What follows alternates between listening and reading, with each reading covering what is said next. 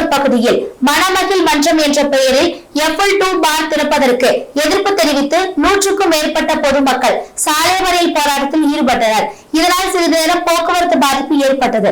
தமிழக அரசு தற்போது டாஸ்மாக் கடை திறப்பதற்கு பொதுமக்கள் எதிர்ப்பு தெரிவித்து வருவதால் ஆங்காங்கே மணமகிழ் மன்றம் என்ற பெயரில் தனியாருக்கு FL2 பார் திறப்பதற்கு அனுமதி அளித்து வருகிறது.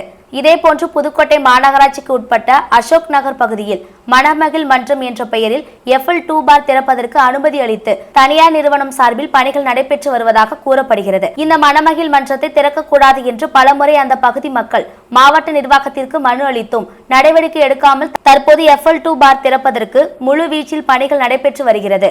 இன்னும் சில தினங்களில் பார் திறப்பதற்கு முடிவு எடுத்துள்ள நிலையில் ஆத்திரமடைந்த பொதுமக்கள் புதுக்கோட்டை அறந்தாங்கி தேசிய நெடுஞ்சாலையில் அசோக் நகர் பகுதியில் சாலையில் 100க்கும் மேற்பட்ட பொதுமக்கள் சாலையில் அமர்ந்து மறியல் போராட்டத்தில் ஈடுபட்டு வருகின்றனர்.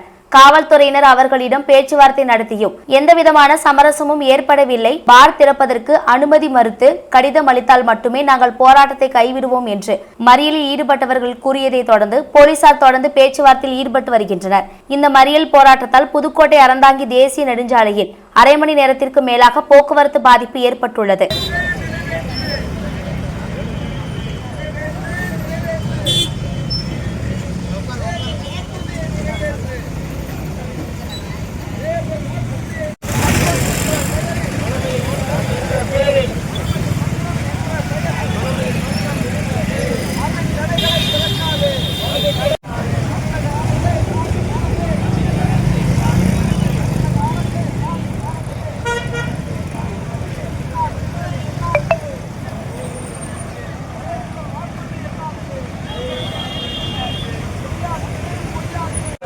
என்னாச்சு